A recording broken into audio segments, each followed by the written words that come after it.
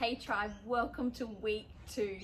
What we're going to do for this workout is we're going to do 45 seconds of work, 15 seconds of rest. We've got 3 exercises and then the option for our sort of starter or maybe intermediate crew to have that 4th D station as a rest station.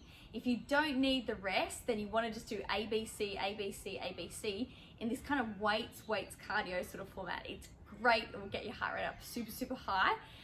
But just make sure you're trying to work and push through those last 15 seconds of each 45 seconds. That seems to be like the sticky point. So you've done your bind, you've done a warm up, you've got your skipping rope or an agility, you've gone for a little bit of a jog, you've used some equipment that you've got at home, done your range of motion, and then we're going to go straight into it. So timers on, tunes are in. So for the first one we're going to do is a squat kick, and we're going to alternate those kicks out the front. And all this does is just allows us to kind of get a little bit of a different range. It allows us to get a little bit lower sometimes because we're getting that elevation, and we get a different sort of feel coming through with the squat. So 45 seconds squat kick. If you need something to hold on to, that's perfectly okay. 45 seconds straight down into those sit-ups. Make them as challenging as you can. So if you need to get those legs up, you can do that as well. I was a little bit off balance there. And then a 50-meter loop run, or any sort of cardio here. So for me, I've got a beautiful backyard behind, so I'm just gonna go up, down, up, down, up, down. You might wanna jump out and run your street or do some cardio on the spot that you love. So that's our first station for our HIIT. Station number 2, we're gonna do a low box jump with a burpee. Now it sounds a bit complicated, but let me show you the scaled moves. And as you progress through these workouts, you'll just kind of know what I'm talking about as you get used to the terminology as well. So what we're going to do is do that burpee using the step. We're going to come out, jump out to our plank position, jump back in and up. But this time what we're going to do is add that little box jump. So in, up. Now higher level, lower level, you can go step, step, step, step. Yeah, alternate those legs that you're coming back. Totally up to you, but this one is great for getting that heart rate up super high. And then we're going to alternate those dumbbell shoulder presses. So instead of going double, we're going to go 1, 1, 1, 1, and then we're going to go straight into either a 50-meter loop run or some agility or your other choice of cardio that you've got where you are.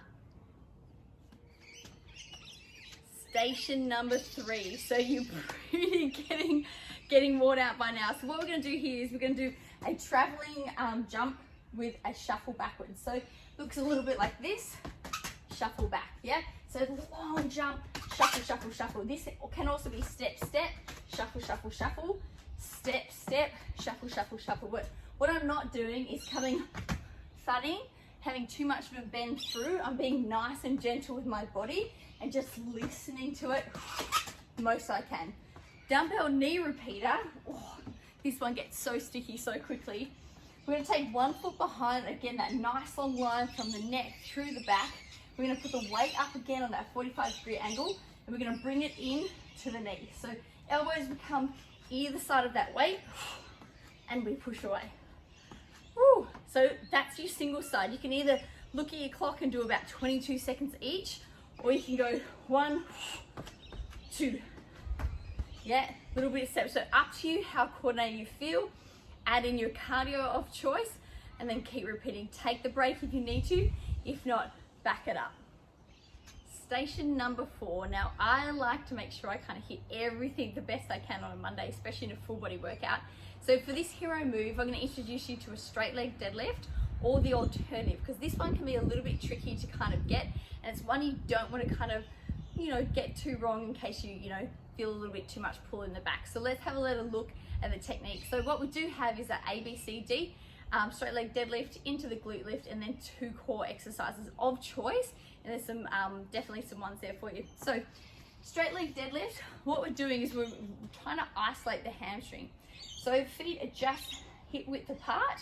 What we're trying to do is actually just isolate through the hip, keeping the knee joint soft and the top of the body doesn't move. So let's have a look at what it looks like and then kind of how it can go a little bit pear-shaped.